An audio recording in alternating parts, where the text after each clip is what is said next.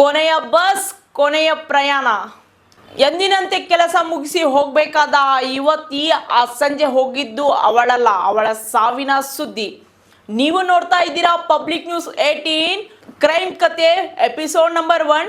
ನಾನು ಸಲ್ಮಾನ್ ನದಾಫ್.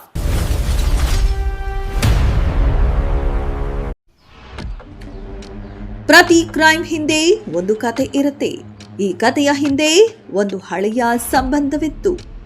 ಪೊಲೀಸರ ಪ್ರಾಥಮಿಕ ತನಿಖೆ ಮತ್ತು ಕುಟುಂಬದ ಹೇಳಿಕೆಗಳ ಪ್ರಕಾರ ಲಾವಣ್ಯ ಮತ್ತು ಚೇತನ್ ಒಮ್ಮೆ ಪರಿಚಯಿಸಿದರು. ಕೆಲ ವರ್ಷಗಳ ಹಿಂದೆ ಇಬ್ಬರು ಪ್ರೀತಿಸುತ್ತಿದ್ದರು ಎಂದು ಕುಟುಂಬ ಹೇಳಿದೆ. ಆದರೆ ಕಾಲ ಬದಲಾಯಿತು, ಸಂಬಂಧ ಮುರಿಯಿತು, ಇಬ್ಬರ ದಾರಿಯು ಬೇರೆಯಾಯಿತು. ಒಪ್ಪಿಕೊಳ್ಳದ ನಿರ್ಧಾರ. ತನಿಖೆಯ ಪ್ರಕಾರ ಚೇತನ್ ಮತ್ತೆ ಸಂಬಂಧ ಮುಂದುವರಿಸಲು ಪ್ರಯತ್ನಿಸುತ್ತಿದ್ದ ಎನ್ನಲಾಗಿದೆ. ಆದ್ರೆ ಲಾವಣ್ಯ ಅದನ್ನ ಒಪ್ಪಲಿಲ್ಲ. ನನ್ನ ನಿರ್ಧಾರ ಬದಲಾಗುವುದಿಲ್ಲ, ದಯವಿಟ್ಟು ನನ್ನ ಜೀವನದಲ್ಲಿ ಮತ್ತೆ ಬರಬೇಡಿ. ಕೆಲವರು ನಿರಾಕರಣೆಯನ್ನ ಅರ್ಥ ಮಾಡಿಕೊಳ್ತಾರೆ, ಇನ್ನು ಕೆಲವರು ಅದನ್ನ ಒಪ್ಪಿಕೊಳ್ಳಲು ಸಾಧ್ಯವಾಗುವುದಿಲ್ಲ. ಬಸ್ ನಿಲ್ದಾಣದ ಭೀಕರ ಕ್ಷಣ. ಬಸ್ ಬರುವ ನಿರೀಕ್ಷೆ. ಅಷ್ಟರಲ್ಲಿ ಅಲ್ಲಿಗೆ ಬಂದ ಚೇತನ್. ಇಬ್ಬರ ನಡುವೆ ಮಾತಿನ ಚಕಮಕಿ ನಡೆದಿರುವುದಾಗಿ ಪೊಲೀಸರು ತಿಳಿಸಿದ್ದಾರೆ.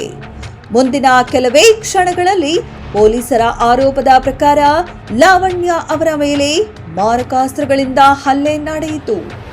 ಜನರು ಕಿರುಚಿದರು, ಸಹಾಯಕ್ಕೆ ಓಡಿದರು.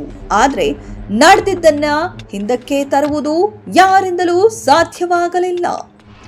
ಆಸ್ಪತ್ರೆ ಮತ್ತು ದುಃಖದ ಸುದ್ದಿ.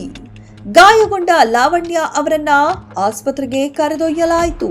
ವೈದ್ಯರು ಎಲ್ಲಾ ಪ್ರಯತ್ನ ಮಾಡಿದ್ರು, ಅವರು ಬದುಕಲಿಲ್ಲ. ಒಂದು ಕುಟುಂಬದ ಕನಸುಗಳು ಅಲ್ಲಿಯೇ ಕೊನೆಗೊಂಡವು. ಘಟನೆ ಬಳಿಕ ಆರೋಪಿ ಪರಾರಿಯಾಗಿದ್ದಾನೆ ಎನ್ನಲಾಗಿದೆ. ನಂತರ ಪೊಲೀಸರು ಅವನನ್ನ ಬಂಧಿಸಿದರು. ಬಂಧನಕ್ಕೂ ಮುನ್ನ ವಿಷ ಸೇವಿಸಲು ಯತ್ನಿಸಿದ್ದಾನೆ ಎಂಬ ಮಾಹಿತಿಯನ್ನ ಪೊಲೀಸರು ನೀಡಿದ್ದಾರೆ. ಪ್ರಕರಣದ ನಿಖರ ಕಾರಣ ಮತ್ತು ಎಲ್ಲಾ ಸಂದರ್ಭಗಳ ಕುರಿತು ತನಿಖೆ ಇನ್ನೂ ಮುಂದುವರೆದಿದೆ. ನೋಡಿದ್ರಲ್ಲ ವೀಕ್ಷಕರೇ, ಈ ಕ್ರೈಮ್ ಕಥೆಯ ಸಂಪೂರ್ಣ ಮಾಹಿತಿ.